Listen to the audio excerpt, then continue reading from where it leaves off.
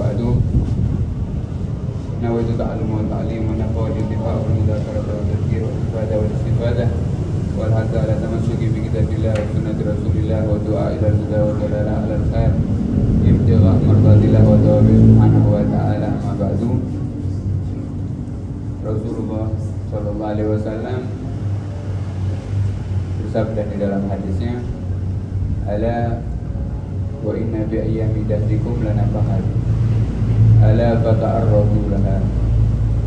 Kata Nabi Muhammad sallallahu alaihi wasallam, sungguhnya atau ketahuilah bahwasannya di waktu kalian, di umur kalian, di hari-hari kalian, itu Allah Subhanahu wa ta'ala sisipkan di dalamnya nafahat,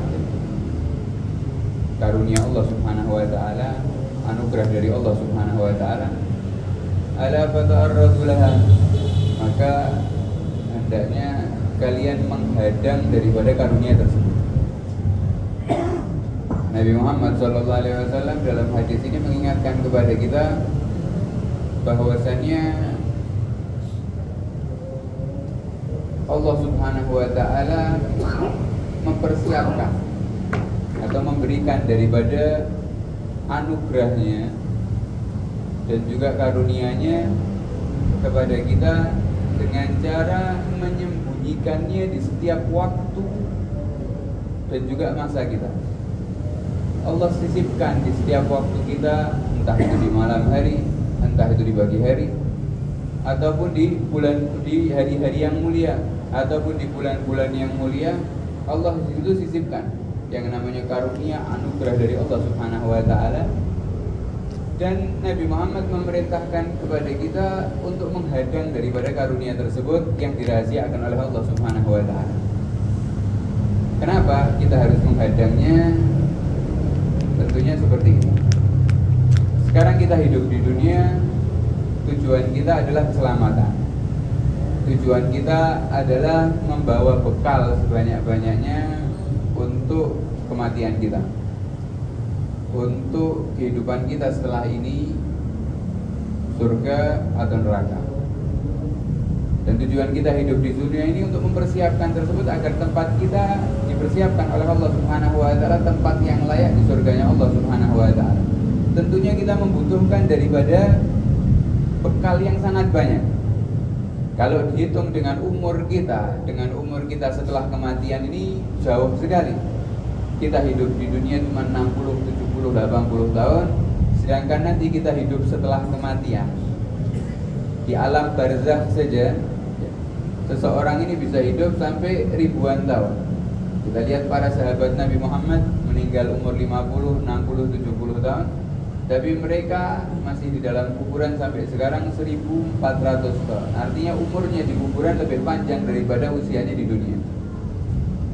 Belum lagi ketika pindah setelah hari kiamat ke padang mahsyar.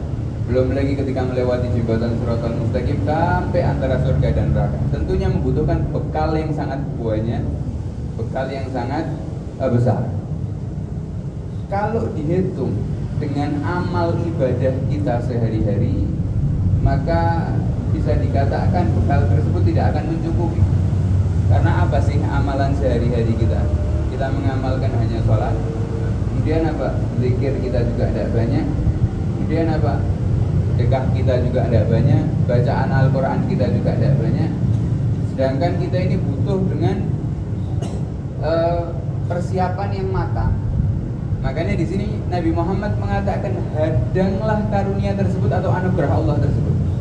Ketika kita menghadang anugerah tersebut tepat di waktu yang Allah persiapkan anugerah tadi, kita siap dengan ibadah kita, dengan hati kita, dengan khusyuk kita, maka kita mendapatkan karunia tersebut sehingga Allah Subhanahu wa ta'ala akan melipat gandakan daripada pahala tersebut. Allah Subhanahu wa ta'ala akan memberikan kepada kita berkali-kali lipat ganda yang akan menjadikan bekal kita ini semakin matang, semakin cukup. Dan itu Rasulullah SAW mengatakan dipersiapkan di setiap harinya, di setiap bulannya, di setiap minggunya. Allah sembunyikan di waktu-waktu kita.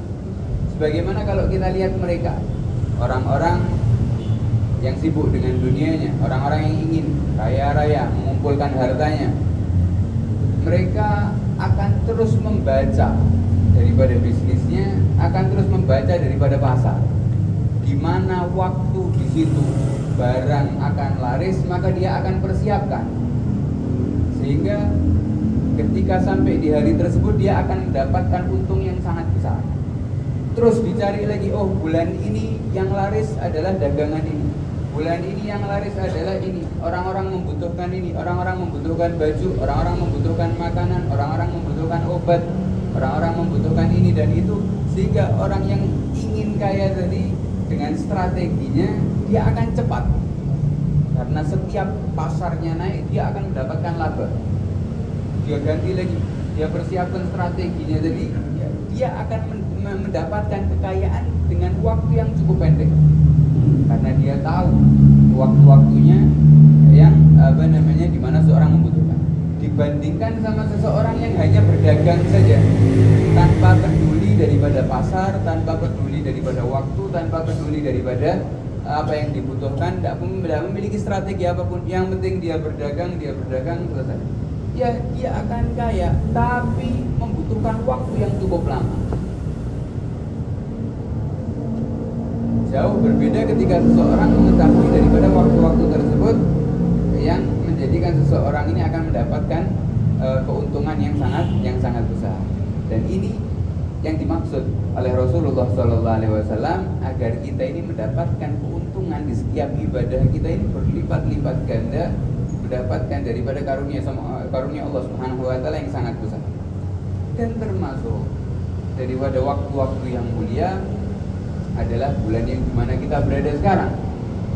Kita sudah mengetahui bulan ini adalah bulan Rajab, yang mana kita tahu bulan yang dikhususkan sama Allah Subhanahu wa taala penyebutannya di dalam Al-Qur'an. Allah berfirman, "Inna iddatash syuhuri indallahi 12 syahran fi kitabillahi yauma khalaqas samawati wal ardh minha arba'atun hurum." Allah Subhanahu wa taala berfirman bahwasanya Allah Subhanahu wa taala telah memutuskan, menghukumi bahwasanya Allah menciptakan setiap tahunnya ada 12 bulan yang Allah telah tetapkan di Lauhil Mahfudnya semenjak Allah menciptakan langit dan bumi. Yang mana daripada 12 bulan tersebut, kata Allah, ada 4 bulan yang mulia. 4 bulan ini disebutkan khusus oleh Allah Subhanahu wa taala daripada 12 bulan tadi. Minha arba'atun. Ada 4 bulan yang istimewa, 4 bulan yang mulia. Imam Ibn Katsir di dalam tafsirnya menyebutkan bahwasanya 4 bulan yang mulia yang Allah sebutkan di dalam Al-Quran ini memiliki kekhususan yang berbeda daripada bulan-bulan yang lain. Termasuk daripada kekhususannya adalah Allah akan mengkali lipat gandakan amal ibadah orang-orang yang beramal di bulan tersebut. Tapi juga sebaliknya, Allah akan mengkali lipat gandakan dosa-dosa daripada dosa yang dikerjakan di bulan tersebut. 4 bulan tersebut apa? Nabi Muhammad menjelaskan dalam hadisnya, 3 bulan berurutan dan 1 bulan sendiri, kata Nabi Muhammad. Yang berurutan adalah Dzulqa'dah, Dzulhijjah, Muharram, berurutan. 3 ini adalah bulan yang mulia. Dan 1 yang sendiri, kata Nabi Muhammad, yaitu adalah bulan Rajab, bulan di mana kita sekarang. Kalau Allah Subhanahu wa taala mengkhususkan di dalam penyebutannya di dalam Al-Qur'an, di situ Allah mengajarkan kepada kita juga harus mengkhususkan bulan ini untuk amal-amal ibadah. Sehingga kita pertanyakan dalam diri kita, sudah lewat beberapa hari daripada bulan Rajab ini, bulan yang Allah khususkan, apa daripada amalan yang sudah kita khususkan di bulan ini? Apa daripada kegiatan kita yang sudah kita khususkan di bulan ini? Apa keistimewaan bulan ini di dalam hati kita? Atau bahkan tidak ada sedikit pun daripada perubahan daripada jiwa kita ketika memasuki daripada bulan yang mulia ini. Allah Subhanahu wa taala berfirman, dzalika wa man yu'azzim sya'airallah fa innaha min taqwal qulub. Kata Allah Subhanahu wa taala, orang yang mengagungkan daripada syiar-syiar Allah itu adalah tanda hatinya bertakwa kepada Allah Subhanahu wa taala.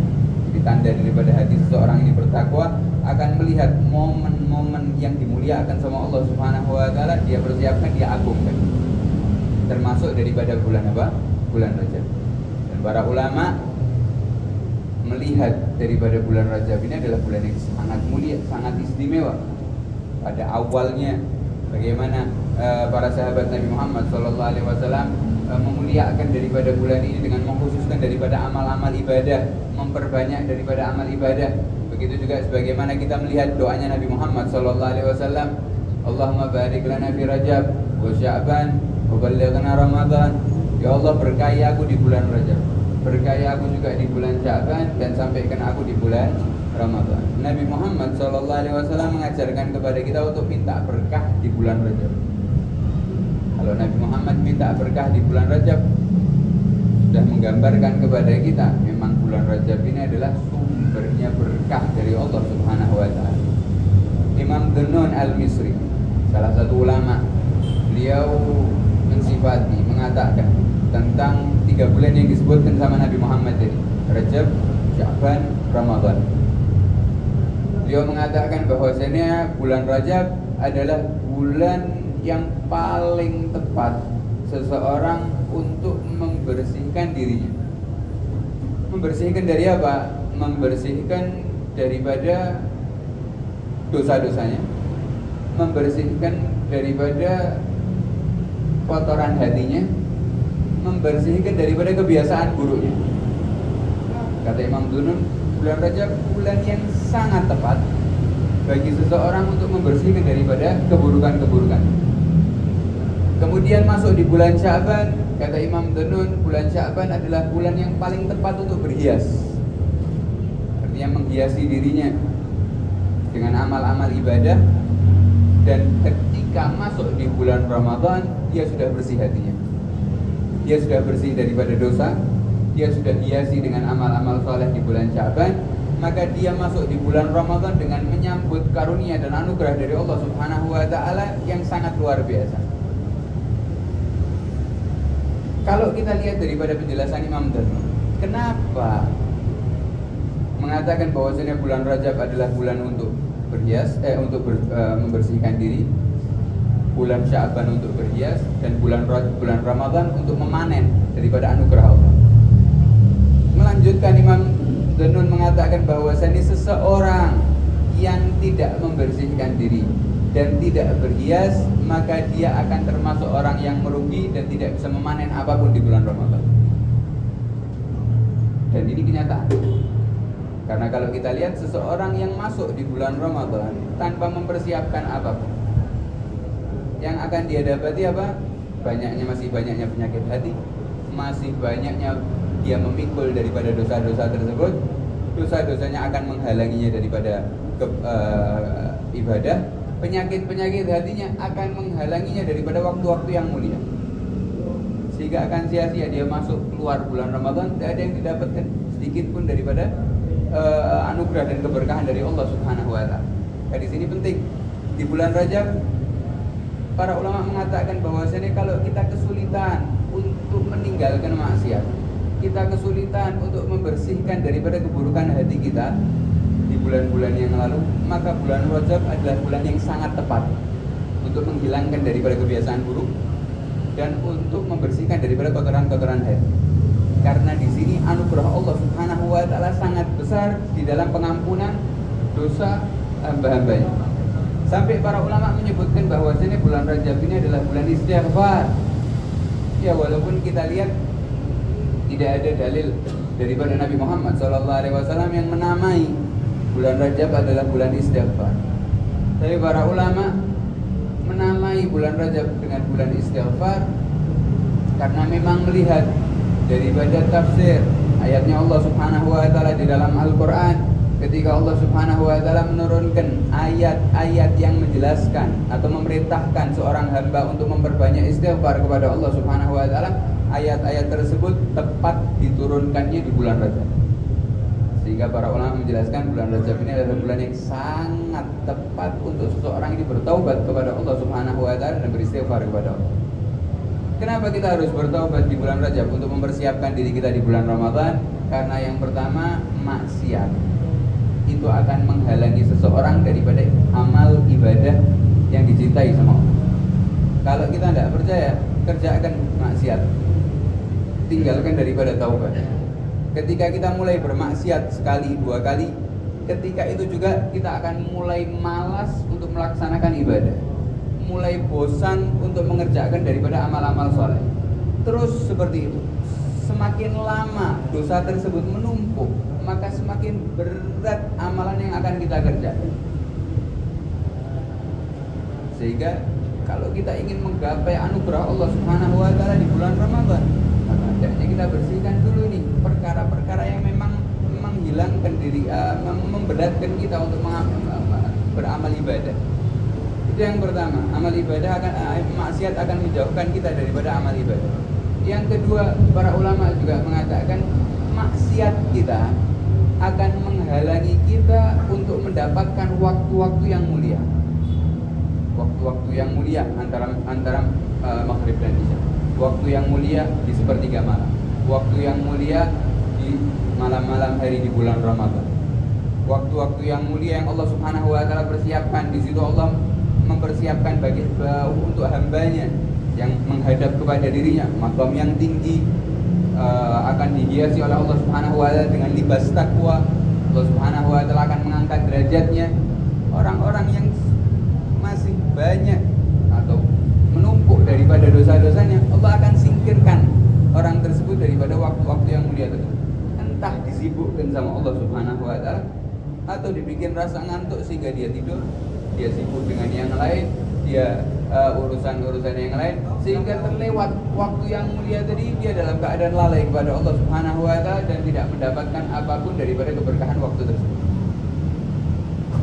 Dari sini pentingnya ketika kita ini membersihkan diri kita daripada perbuatan-perbuatan dosa.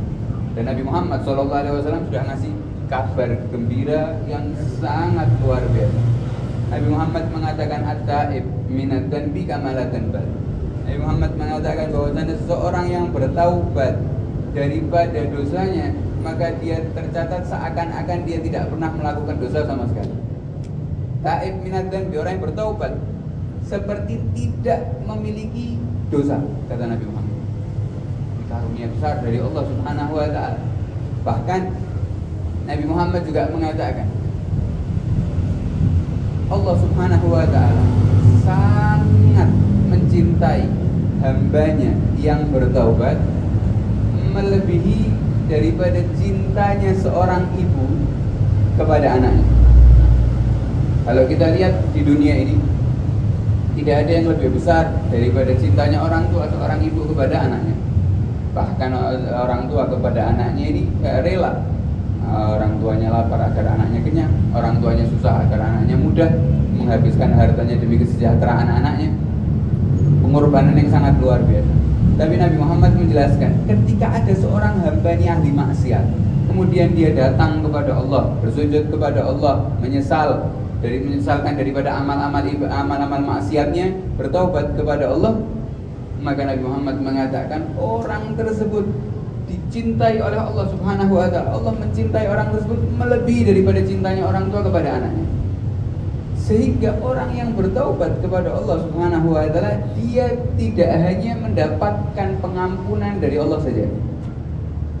Kalau dikatakan seorang yang bertaubat kepada Allah cuma menghapus dosa saja, tidak. Orang yang bertaubat kepada Allah ini bukan hanya menghapus dosa saja, tapi menaikkan derajat seorang tersebut ke derajatnya orang-orang yang dicintai sama Allah Subhanahu wa taala. Orang yang dicintai sama Allah Subhanahu wa taala sangat luar biasa. Sehingga ini yang menjadikan Nabi Muhammad sallallahu alaihi wasallam yang memiliki derajat setinggi itu. Nabi Muhammad setiap harinya bertaubat kepada Allah Subhanahu wa taala, beristighfar kepada Allah Subhanahu wa taala. Kalau kita lihat para sahabat Nabi Muhammad SAW yang senantiasa menjaga dirinya daripada maksiat, terus senantiasa setiap harinya bertobat kepada Allah Subhanahu wa taala untuk menggapai daripada derajat tersebut, derajat mahbub, orang-orang yang dicintai sama Allah Subhanahu wa taala. Sehingga jangan pernah bosan ataupun mendengarkan daripada bisikan-bisikan setan yang menjauhkan kita daripada bertobat kepada Allah.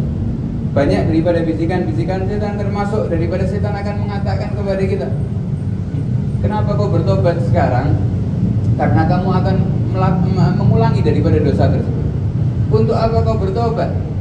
Kamu akan mengulangi daripada dosa yang sama. Nanti saja kau bertobat kalau kau sudah yakin, kalau kau sudah merasa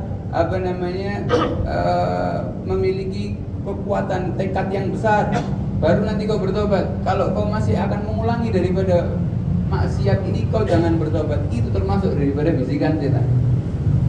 Kenapa?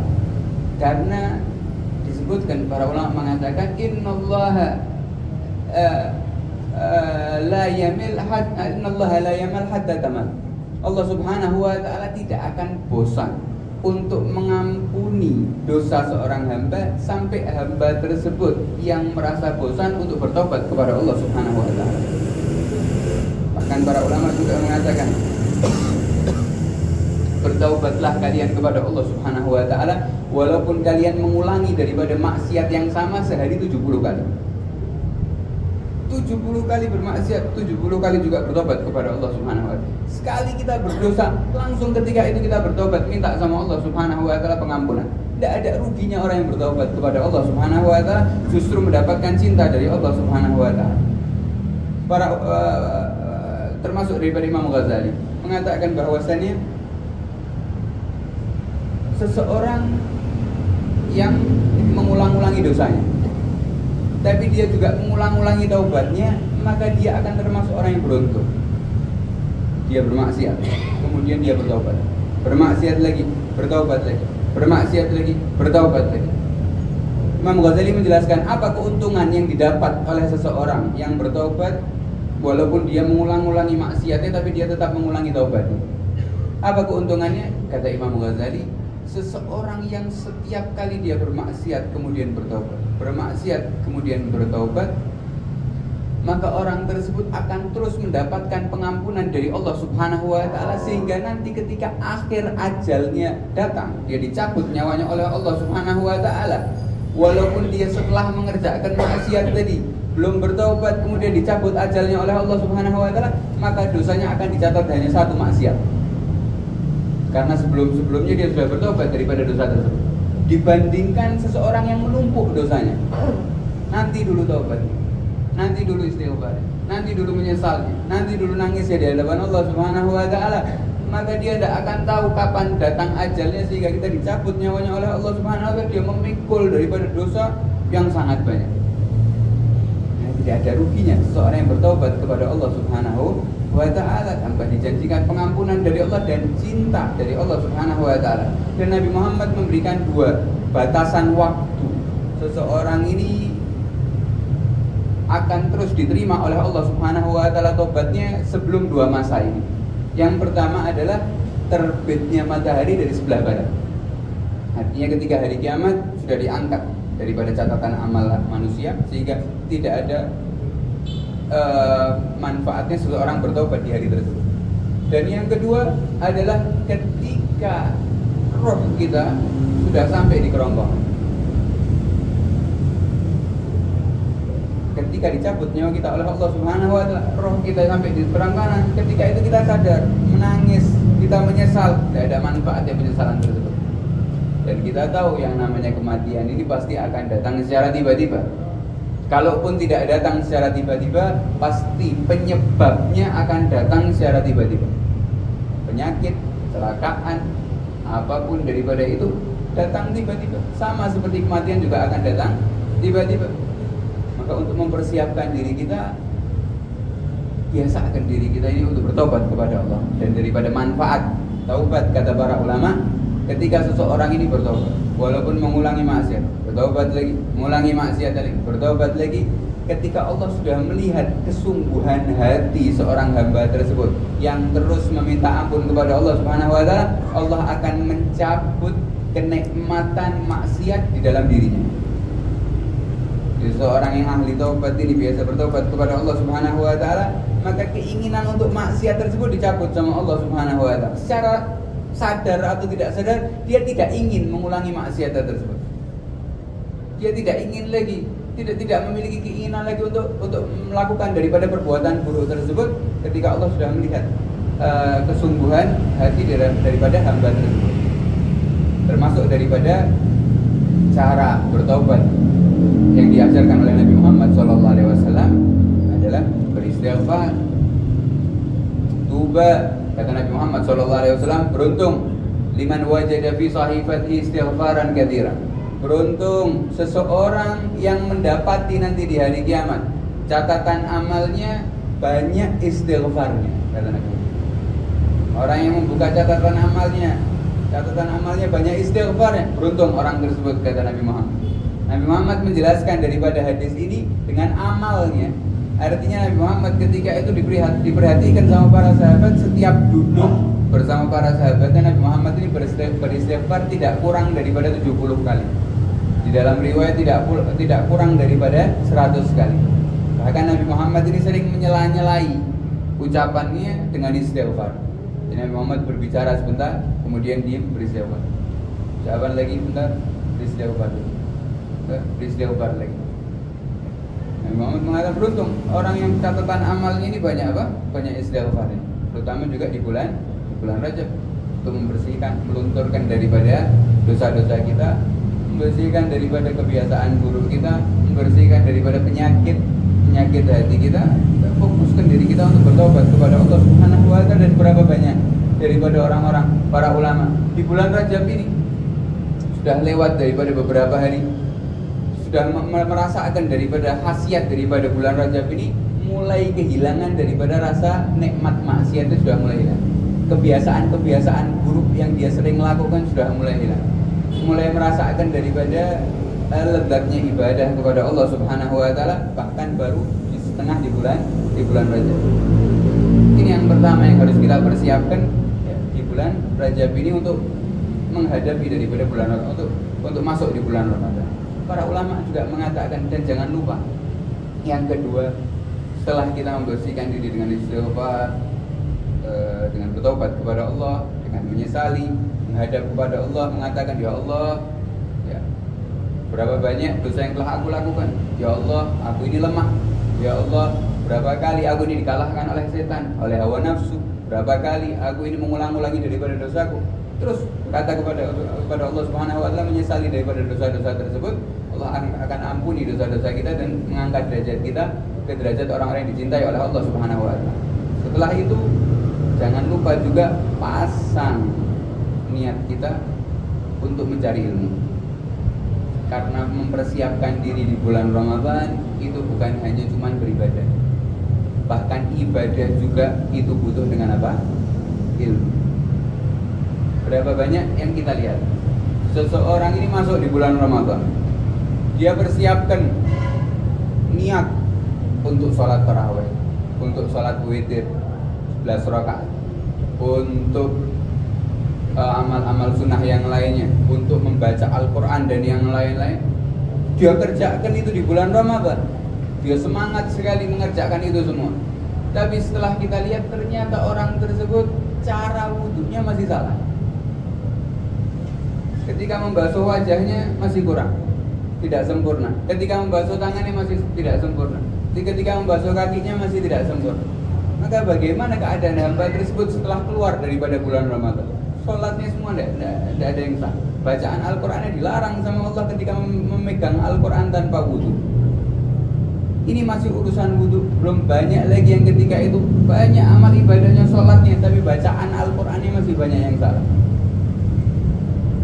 Bacaan daripada Fatihahnya masih banyak yang salah.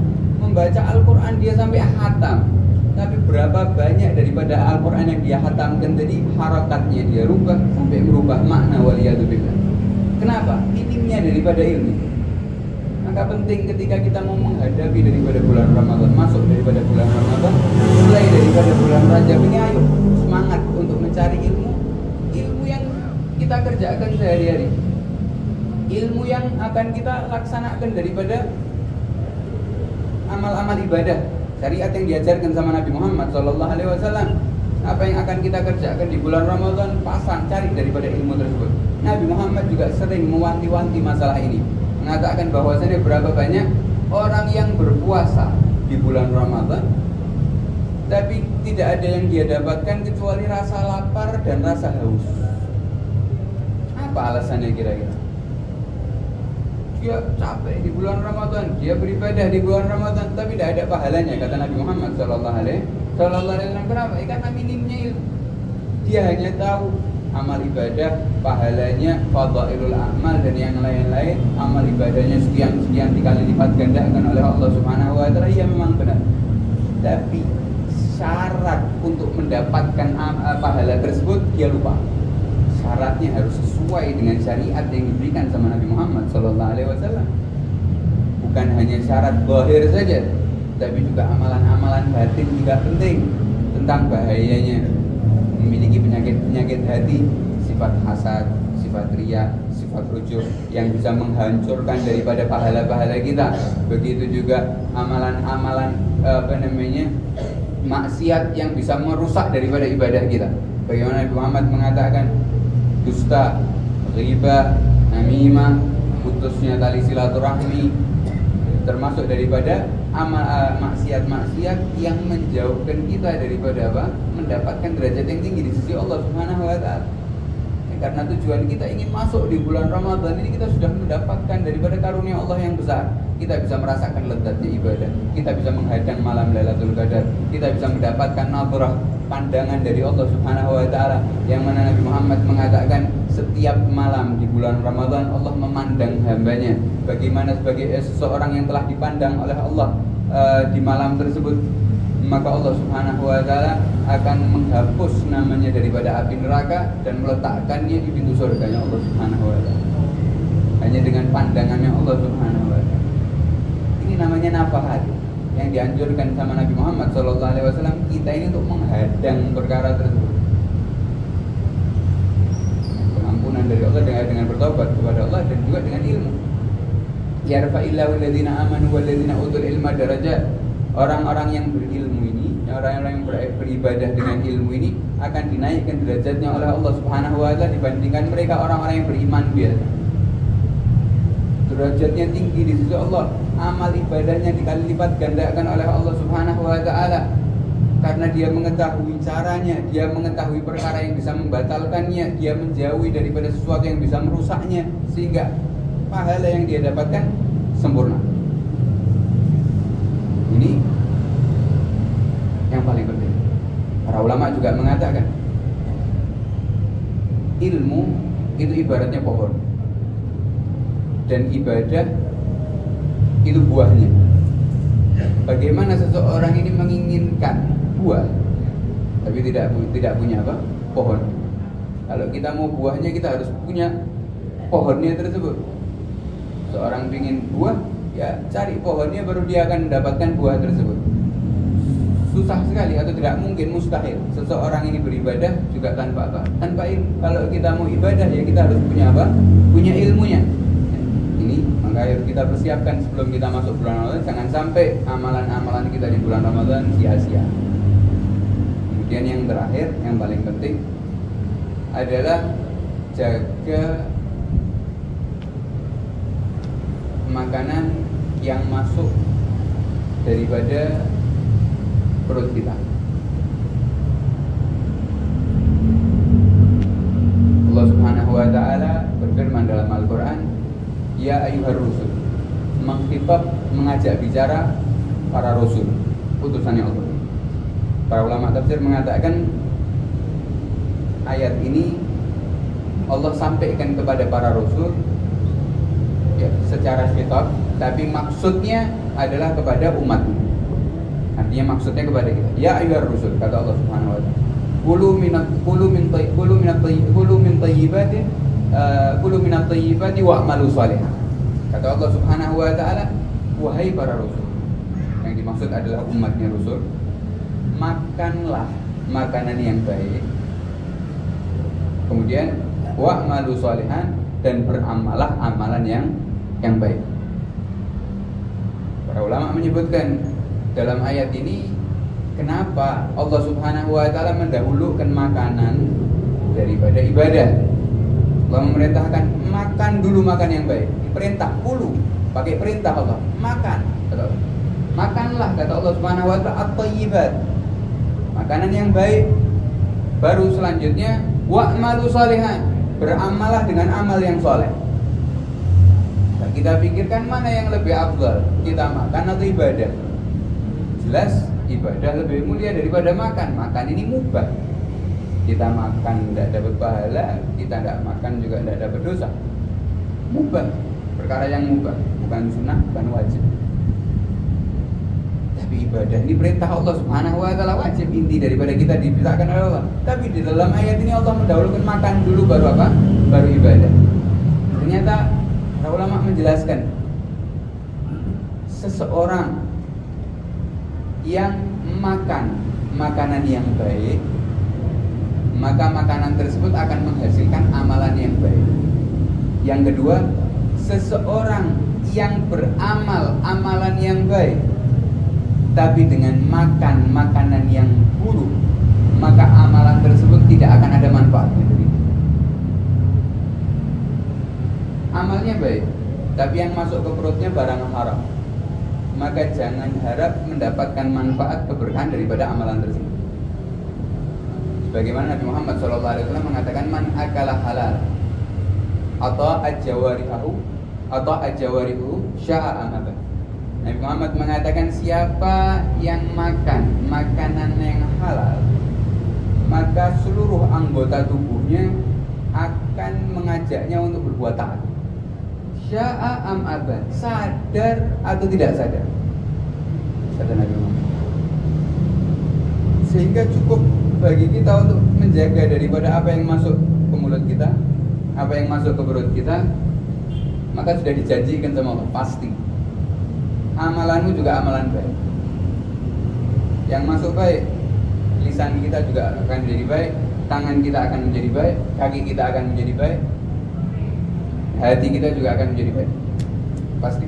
Nabi Muhammad juga mengatakan, waman akala haram, siapa yang memakan makanan yang haram, asad jawarihu sya'a amabah, maka seluruh anggota tubuhnya akan mengajaknya untuk bermaksiat, sadar atau tidak sadar. Bahkan sampai Syekh Abdul Qadir Jailani, dia mengatakan bahwasannya seseorang ini kalau ingin memiliki keturunan yang soleh, keturunan yang ahli ibadah, keturunan yang baik, kata Syekh Abdul Qadir Jailani, maka hendaknya dia ini menjaga makanan daripada anaknya mulai sejak anaknya ada di kandungan. Jadi ketika anaknya ada di kandungan, ibunya disuruh makan makanan yang baik, makanan yang halal, sampai anak tersebut lahir dijaga, maka akan besar menjadi anak-anak yang saleh. Tapi ketika orang tuanya tidak peduli lagi, apapun daripada rezeki yang masuk di kantongnya, dia akan belikan itu makanan dan akan suapkan kepada anaknya, kepada istrinya.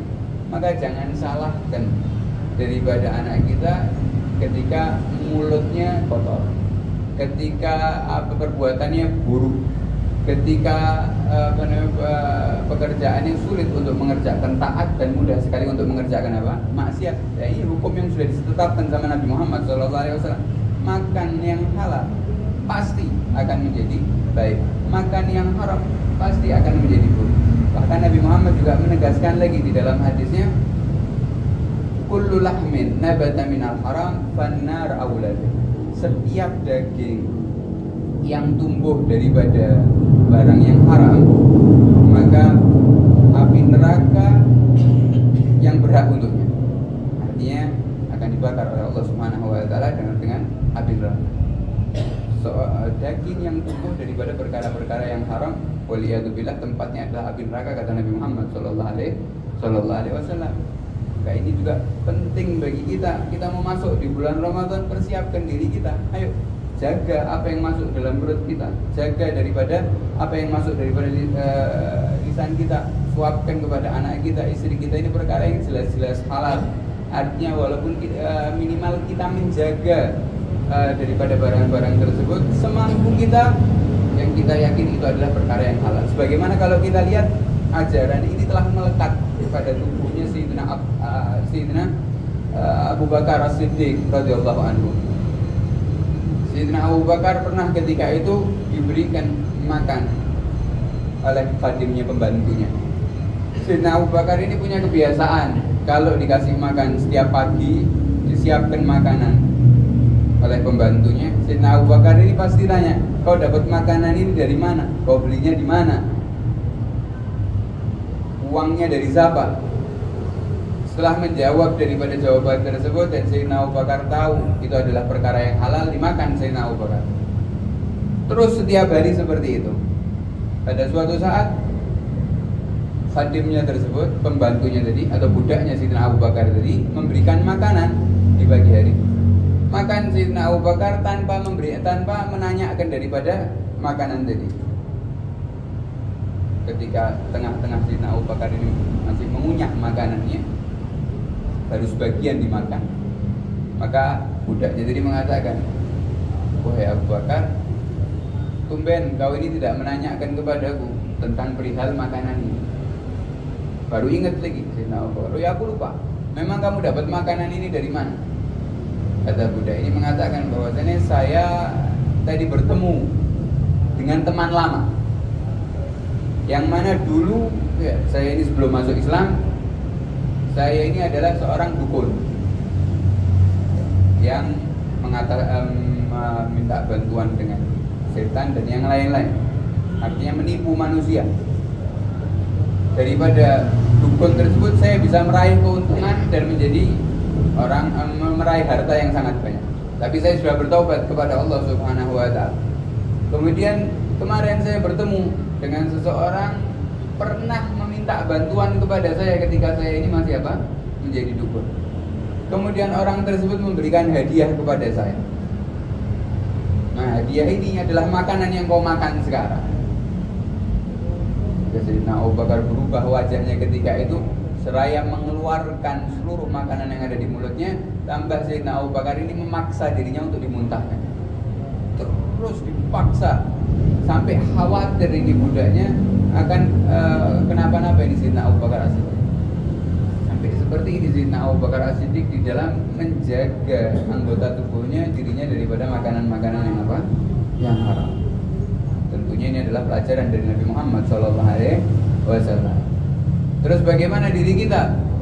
Yang kita sudah tidak tahu bagaimana banyak daripada makanan-makanan yang bercampur syubhat, waliyadzubillah, bahkan perkara yang haram pernah masuk daripada tubuh kita. Nabi Muhammad mengatakan, man akala halal arba'ina yauman. Siapa yang menjaga makanannya, memastikan yang masuk dalam perutnya perkara yang halal, 40 hari saja, kata Nabi Muhammad. Siapa yang menjaga makanannya yang masuk daripada perutnya jelas-jelas halal, semampu dia, 40 hari, kata Nabi Muhammad SAW, maka dia akan mendapatkan 2 kemuliaan dari Allah Subhanahu wa taala. Kemuliaan yang pertama, Allah Subhanahu wa taala akan sinari hatinya. Nawwarallahu qalbahu, kata Nabi Muhammad. Allah Subhanahu wa taala akan sinari hati. Karena apa manfaatnya, apa faedahnya ketika seseorang ini sudah disinari hatinya oleh Allah Subhanahu wa taala? Seseorang yang telah mendapatkan cahaya Allah Subhanahu wa taala melekat dalam hatinya, pertama dia akan hilang yang namanya keraguan akan akidahnya. Dia akan memiliki keyakinan 100% kepada Allah Subhanahu wa taala. Mendapatkan cahaya dari Allah Subhanahu wa taala, tidak ada lagi keraguan. Yang kedua, dia akan dijauhkan oleh Allah Subhanahu wa taala daripada bisikan-bisikan setan. Kita tahu setan ini membisiki, dan bisikan setan ini masuk ke dalam hati kita. Berapa banyak kita ini dikalahkan sama setan hanya dengan bisikan tadi. Tapi seseorang yang telah mendapatkan cahaya dari Allah Subhanahu wa taala tidak akan pengaruh itu bisikan-bisikan setan untuk mengajak keburukan, untuk perkara-perkara yang membingungkan, tidak, karena dia sudah mendapatkan cahaya dari Allah Subhanahu wa taala, sehingga dia mengetahui yang dia kerjakan pasti akan mendapatkan ridha dari Allah Subhanahu wa taala, dan perkara yang membuat Allah murka dia pasti akan tinggalkan daripada cahaya yang Allah Subhanahu wa taala tanamkan di dalam hati orang tersebut. Dan itu bagaimana? Dengan menjaga makannya selama 40 hari. Kemudian akan disinari oleh Allah Subhanahu wa taala hatinya. Yang pertama. Yang kedua, kata Nabi Muhammad SAW, dan Allah Subhanahu wa taala akan mengisi hatinya dengan hikmah dan mengeluarkannya atau mengalirkan hikmah tersebut sampai keluar daripada lisannya. Seseorang yang makan halal 40 hari, maka dikasih sama Allah hikmah. Hikmah ini disebutkan di dalam Al-Quran, wa man yu'tal hikmata faqad utiya khairan katsiran. Orang yang diberikan sama Allah Subhanahu wa taala hikmah, maka Allah Subhanahu wa taala, maka orang tersebut telah mendapatkan kebaikan yang sangat besar. Apa itu hikmah? Hikmah ini adalah anugerah dari Allah Subhanahu wa taala yang diberikan kepada seorang hamba untuk memahami Al-Quran dan hadis Nabi Muhammad SAW dan mengaplikasikannya dalam kehidupannya. Jadi hikmah ini lebih tinggi daripada ilmu. Kalau ilmu ini seseorang tahu ini halal, ini haram, ini boleh, ini tidak boleh,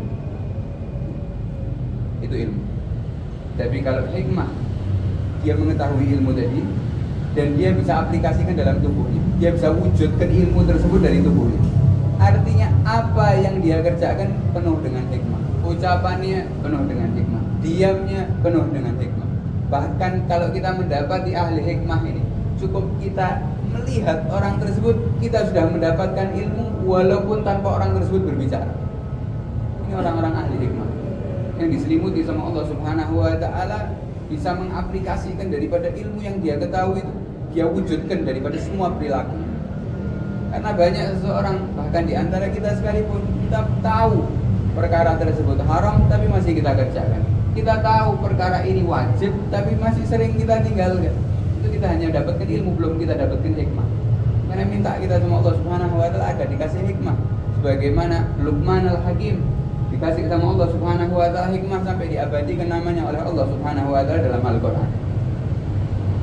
Ini daripada perkara-perkara yang hendaknya kita persiapkan sebelum kita masuk ke bulan suci Ramadan. Semoga Allah Subhanahu wa taala memudahkan diri kita untuk membersihkan hati kita dan memberikan jalan kepada kita untuk merasakan nikmat dan tetap dalam bertaubat kepada Allah Subhanahu wa taala.